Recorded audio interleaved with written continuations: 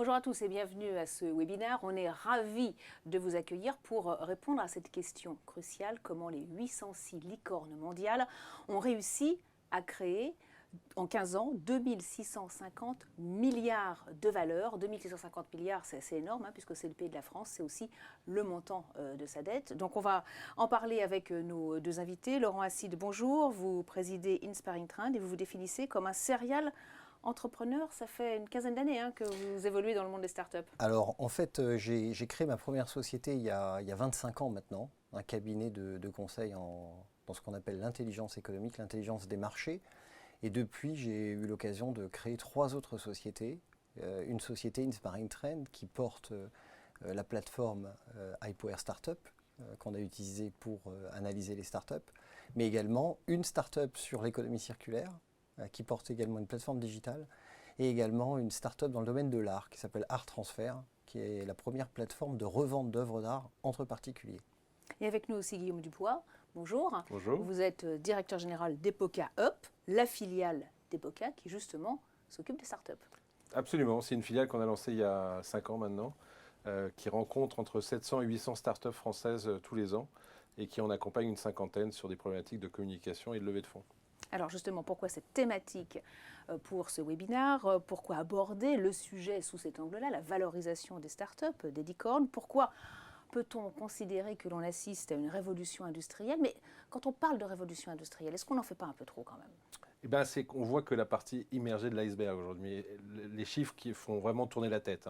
Aujourd'hui, on l'a dit, 806 startups mondiales représentent 2650 milliards de valorisation, mais ce n'est pas ça qui est important, c'est ce qui arrive derrière. Ce qui arrive derrière, c'est des chiffres absolument considérables. C'est 180 000 startups qui ont au moins levé 1 euro aujourd'hui, donc qui ont levé de l'argent. C'est 5200 startups qui ont levé plus de 100 millions de dollars. Si on résume tout ça et qu'on fait quelques formules de mathématiques, ça fait 15 000 milliards de valorisation. C'est le PIB de la Chine. Donc là, on commence à rentrer dans des chiffres vraiment importants. Et ces startups, c'est 2000 milliards de levée de fonds. Donc 2000 milliards versus 2650 milliards. C'est-à-dire que la valorisation est au-dessus, donc ça gagne de l'argent déjà, ça rapporte de l'argent. Et c'est 24 000 opérations, dont 300 milliards depuis 2019. Et les chiffres s'accélèrent. Donc vraiment, on est dans une espèce de turbine qui s'accélère, avec des chiffres qui sont assez dingues, puisque quand on regarde la valorisation de BMW, c'est 70 milliards aujourd'hui. Celle de Tesla, c'est 722 milliards de dollars. Si on regarde le mois de septembre, Tesla est la seule société qui croît en termes de vente de voitures sur le mois de septembre, donc la rentrée, par rapport à toutes les autres qui régressent. Donc on est vraiment sur une inversion des tendances, et ça s'explique de plein de façons, et on va l'expliquer aujourd'hui avec Laurent. Oui, alors justement, quand on voit ces chiffres qui donnent le tournis, on se demande comment peut-on expliquer ce succès? Les grands groupes, elles avancent sur 3 dimensions. La première dimension, c'est généralement le minimum de risque, l'aversion pour le risque, profit plutôt à court terme qu'à long terme, et l'innovation incrémentale. On part de ce qu'on connaît et on avance. Les startups, c'est complètement différent. On est sur l'innovation de rupture, on est sur du financement illimité, on le voit aujourd'hui, c'est absolument considérable, et on est sur un goût pour le risque permanent. On va très vite et on prend le maximum de risques, ce qui a quelques incidences sur la suite. Ça, vous avez raison. Pour avoir le goût du risque, les startups ont le goût du risque, puisque 90% d'entre elles échouent. Alors comment est-ce qu'on devient une licorne, et à partir de quel moment on ne l'est plus? Oui, en effet, 90% meurent dans les 5 premières années. Donc en effet, par contre, celles qui persistent deviennent imbattables sur leur segment. Et on le voit très bien, celles qui passent ce cap-là et qui arrivent à se financer deviennent vraiment imbattables sur la durée. Une licorne, c'est quoi aujourd'hui? Une licorne, c'est une société qui a plus de 15 ans de vie et qui est valorisée plus d'1 milliard de dollars. On n'est plus licorne quand quoi? Quand on est coté en bourse. Ça peut être Airbnb, Uber, Xiaomi. Quand on a été racheté, ou quand on a une baisse de valorisation, ça peut être Flipkart ou Quikr qui a vu leur baisse. Au global, c'est à peu près 111 startups qui ont disparu des compteurs, dont plus de la moitié aux États-Unis. On entend souvent parler de ces licornes qui ont des valorisations incroyables, mais est-ce que ce n'est pas un peu l'arbre qui cache la forêt? Oui, parce qu'on parle toujours un peu des mêmes, c'est comme en France, on parle de SpaceX, 74 milliards de valorisation, de TikTok, 114 milliards. Juste pour comparer quand même, c'est 126 milliards pour General Electric, c'est 70 milliards pour BMW, c'est 23,4 milliards pour Michelin ou 9 milliards pour Renault. Donc juste pour comparer. Mais derrière ces noms emblématiques dont on entend parler partout, il y a 5000 startups, scale-up et licornes qui arrivent sur le marché, qui vont disrupter, on voit qu'il y a une accélération suite à la crise Covid, qui vont disrupter les marchés et qui viennent prendre des parts de marché aux grands groupes et qui viennent se positionner sur des marchés de rupture ou sur des nouveaux business models. Et celles-là vont en effet amener de la valorisation dans pas mal de marchés. Oui, il y a une véritable effervescence mondiale. Comment, à partir de là, tirer des lignes de force? Et c'est là où il faut des nouveaux outils. Et c'est pour ça qu'on s'est rapproché d'Inspiring Trends, c'est pour vraiment comprendre que c'est une ligne de force et de prendre des outils qui nous permettent de décoder cette accélération forte sur le marché des licornes. Oui, vous avez créé une plateforme digitale, Laurent Acide, pour analyser les startups, mais surtout comprendre pourquoi elles réussissaient à créer autant de valeur. Exactement. En fait, on est parti du constat qu'on parlait beaucoup des startups. On a l'impression qu'on est même à saturation, on ne parle plus que de ça.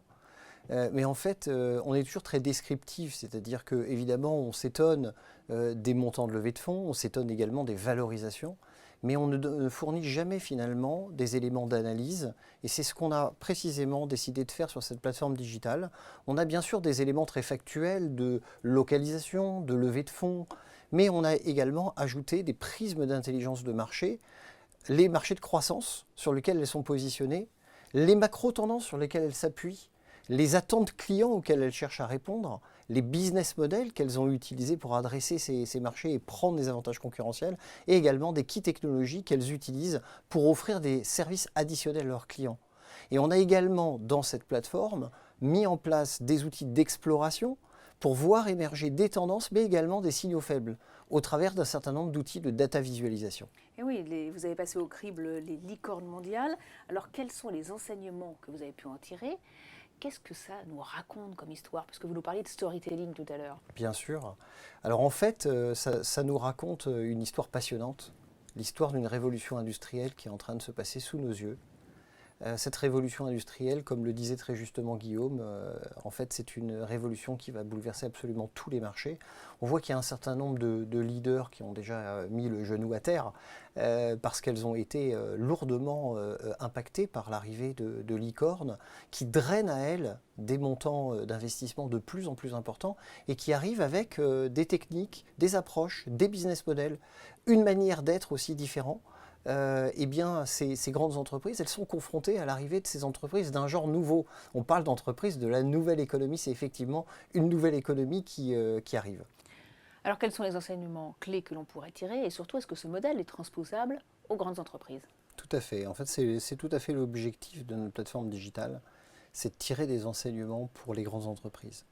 En fait, on a tiré 3 grands enseignements transposable tout à fait pour les leaders mondiaux qui aujourd'hui regardent les licornes et cherchent à comprendre comment elles ont créé autant de valeur. Premier enseignement fort finalement, c'est que ces licornes utilisent beaucoup mieux les nouveaux business models et certaines technologies, mais surtout les nouveaux business models. Des nouveaux business models de récurrence de revenus. On le voit beaucoup avec la presse, on le voit beaucoup avec la mobilité. Sachant que ces modèles de récurrence de revenus sont très appréciés par les marchés financiers, puisqu'il faut savoir que 1 euro en récurrence de revenus est valorisé 10 euros sur les marchés financiers. C'est pour ça que ces licornes prennent des valorisations absolument incroyables. Deuxième enseignement, c'est que finalement, il y a beaucoup de licornes qui ne détiennent pas de technologie de rupture. Elles se sont imposées dans l'usage. On pense à Blablacar, on pense à Vestiaire Collective, on pense également à Doctolib. Finalement, ces licornes ont réussi à intégrer des technologies disponibles sur le marché. Et donc, c'est ce qui donne l'occasion à beaucoup d'acteurs aujourd'hui de se lancer, puisque en fait, beaucoup de technologies sont disponibles sur le marché, elles font de l'assemblage et elles cherchent à s'imposer dans l'usage. Troisième enseignement très fort, c'est évidemment, là encore, les business models de la digitalisation. Tout le monde parle de digitalisation, finalement on ne voit pas que derrière cette digitalisation, il y a des business models qui permettent d'adresser le marché différemment. Guillaume Dupois, on voit que là est privilégiée une approche par pays, mais est-ce que ça a du sens quand on voit la guerre économique entre la Chine et les États-Unis? Et puis, quelle place pour l'Europe dans tout ça? Et l'Europe a du mal à s'exprimer dans cette guerre. Les États-Unis sont très dominants. 55% des scale-up, 49% des licornes. Ils sont pour l'instant gagné le jeu.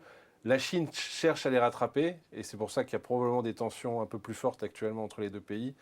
17% des scale-up, 14% des licornes. L'Europe, on est très loin. 8% des licornes, 7% des scale-up, on est vraiment très très loin. Mais il y a une accélération notamment récente sur 3 pays, UK, Allemagne et bien sûr la France.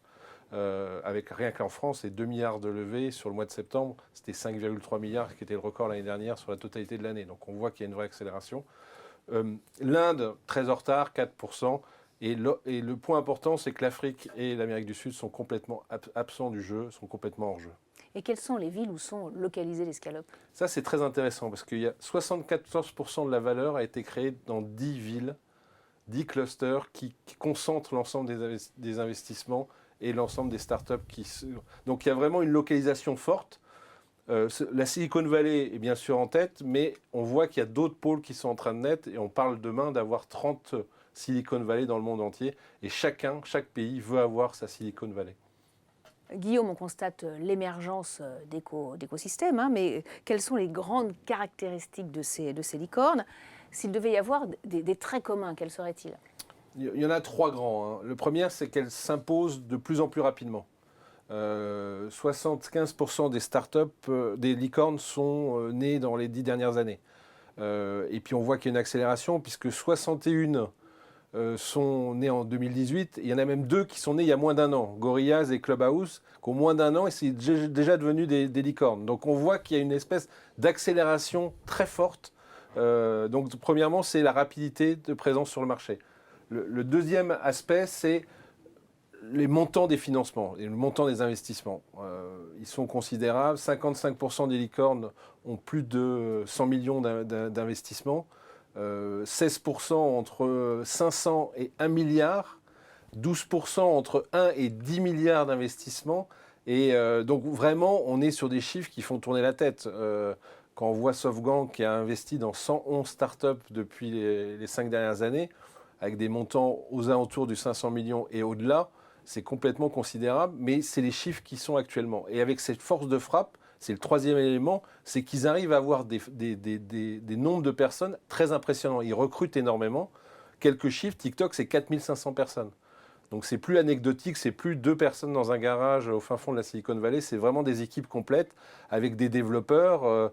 Sur Doctolib, on est sur 1800 personnes en France, dont près de 30% de développeurs. Donc des gens qui sont capables, comme ça a été le cas pendant la crise, de mettre en place la télémédecine en quelques semaines et d'avoir un produit qui réponde aux problématiques de la crise en vraiment quelques semaines. Et donc capacité de pouvoir réagir à l'actualité avec une vitesse absolument étourdissante. On a vu les caractéristiques. Quelles sont maintenant les grandes tendances qui se dégagent de l'analyse de ces licornes? Alors en reprenant justement les outils d'intelligence de marché qu'on utilise, on peut dégager plusieurs tendances fortes, lesquelles tendances devraient influencer également les grandes entreprises dans le choix qu'elles vont faire des nouvelles offres et des marchés de croissance sur lesquels elles vont se positionner. Première tendance forte, c'est les business models. Une variété de business models.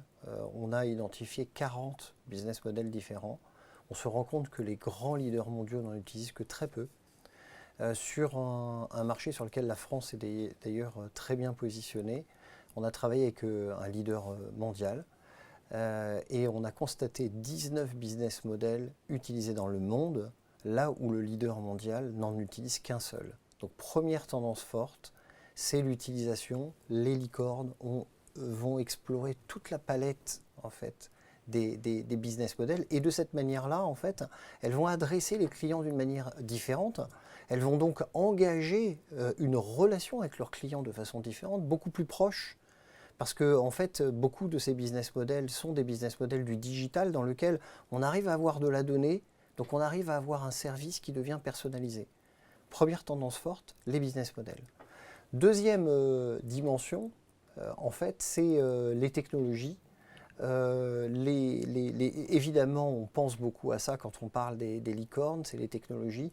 On voit que les licornes utilisent beaucoup les technologies digitales. On pense à l'intelligence artificielle, mais on pense également à la réalité virtuelle. On pense également à la blockchain. La blockchain a été utilisée dans un premier temps beaucoup pour les crypto-monnaies. Mais en fait, on se rend compte que la blockchain est en train d'être utilisée maintenant dans toutes sortes de domaines dans lesquels la traçabilité peut jouer un rôle clé. Ça peut être dans le cadre de l'automobile avec les carnets d'entretien. Ça peut être également dans la santé. Ça peut être, on a parlé de ça à propos des notaires, donc dans le domaine juridique. Donc on voit les nouvelles technologies et on voit évidemment des startups qui développent ce qu'on appelle des deep tech, c'est-à-dire des technologies de rupture.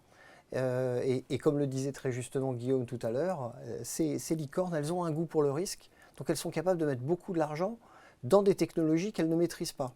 Là où les entreprises plus historiques auraient du mal à mettre autant d'argent sur des technologies qu'elles ne maîtrisent pas. Donc deuxième enseignement fort et deuxième tendance, c'est des technologies de rupture.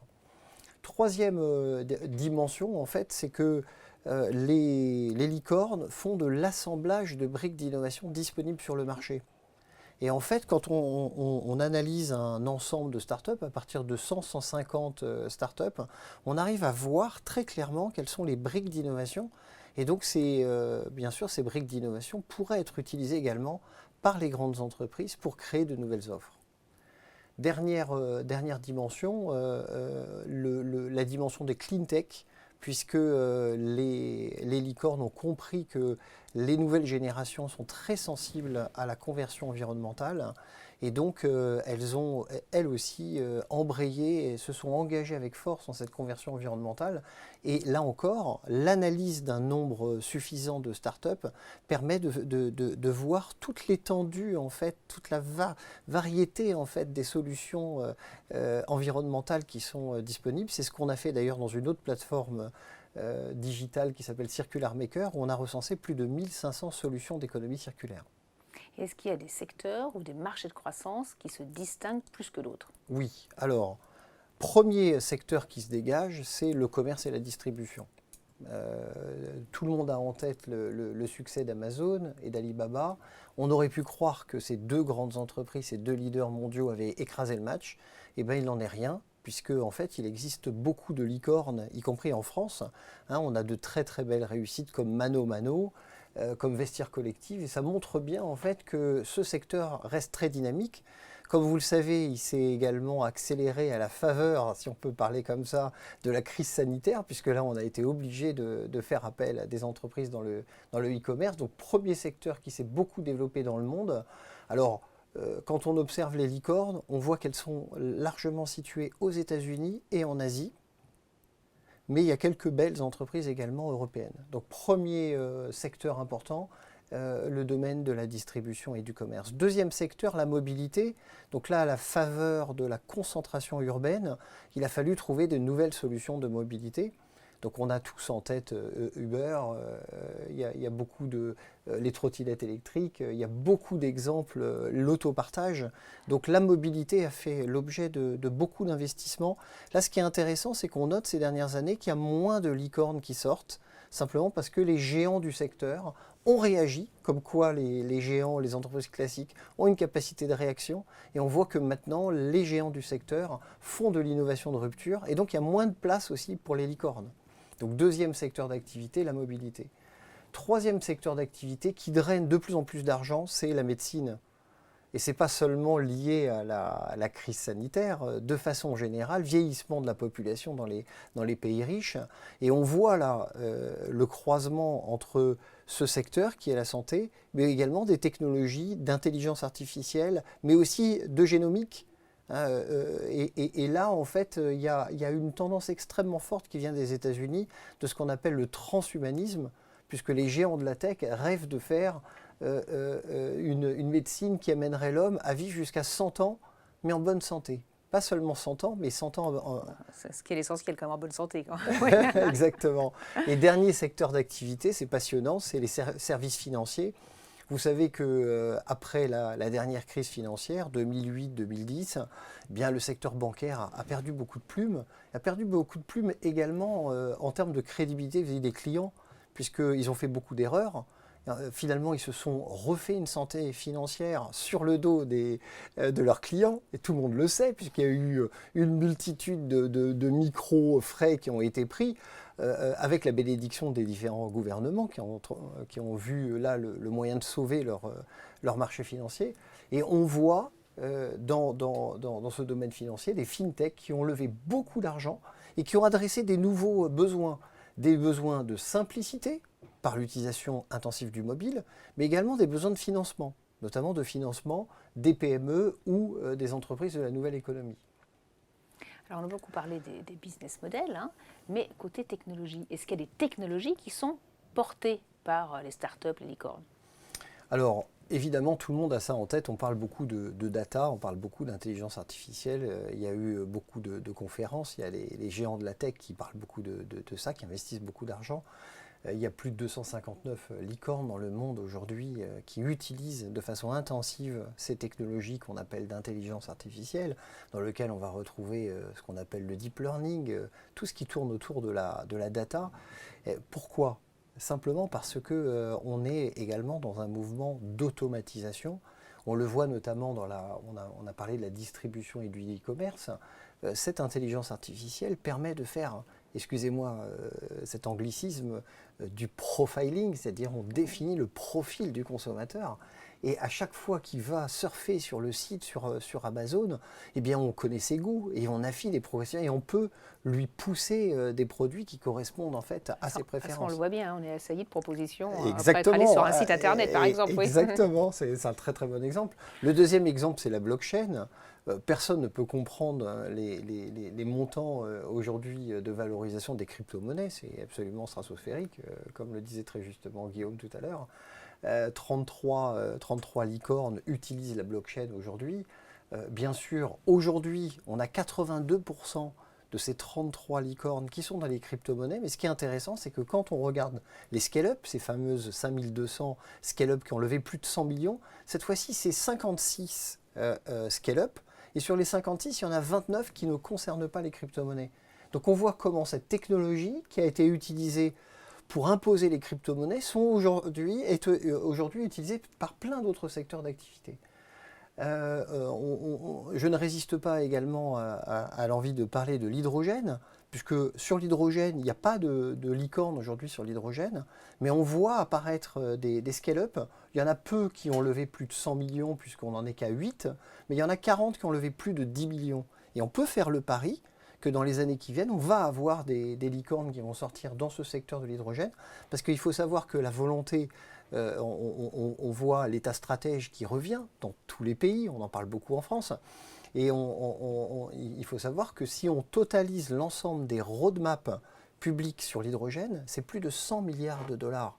Donc on voit bien que quand on parle des licornes, on voit l'initiative individuelle, bien sûr, mais derrière on voit la puissance publique. Et d'où l'idée de l'État stratège qui doit créer les conditions pour que ces entreprises puissent prendre des parts de marché le plus rapidement possible. Vous parliez tout à l'heure de profiling. À quelles attentes clients ces licornes cherchent-elles à répondre? Alors là, c'est très intéressant puisqu'on voit une mutation des modes de consommation portée par la jeune génération. On parle beaucoup d'attentes liées à la simplicité d'utilisation qu'offrent les mobiles. Mais il y a également des sujets liés également au bien-être.